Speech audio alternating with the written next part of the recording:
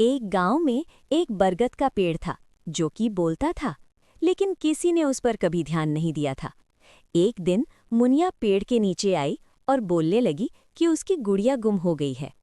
कभी अचानक एक आवाज आई, अगर गुम नहीं होगा तो मिलेगा कैसे? आवाज सुनकर मुनिया हैरान हुई और सोचने लगी कि यह आवाज कहाँ से आ रही है। तभी उसका ध्यान पेड़ के नीचे गिरी चिड़िया पर गया, जो कि मदद के लिए चिल्ला रही थी और बोल रही थी कि मेरी मदद करो, मुझे चोट लगी है। चिड़िया को भूख भी लगी थी। मुनिया को चिड़िया पर दया आई और वो चिड़िया को उठाकर अपने साथ अपने घर ले गई ताकि उसकी देखभाल कर सके। मुनिया ने चिड़िया की खूब मन लगाकर सेवा की।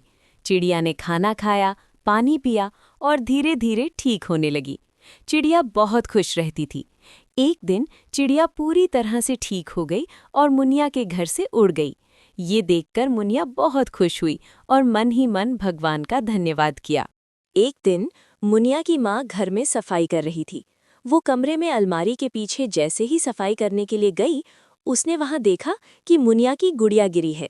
उसने गुड़िया उठाई और मुनिया को आवाज लगाई कि मुनिया, तुम्हारी गुड़िया मुझे मिल गई है, ये अलमारी के पीछे गिरी हुई थी।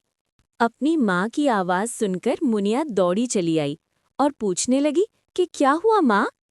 माँ ने कहा, तुम्हारी गुड़िया मिल गई है। ये सुनकर मुनिया बहुत खुश हुई और मन ही मन उस दिन की बात याद करने लगी। मुनिया अपनी गुड़िया लेकर बरगद के उसी पेड़ के नीचे गई और धन्यवाद किया।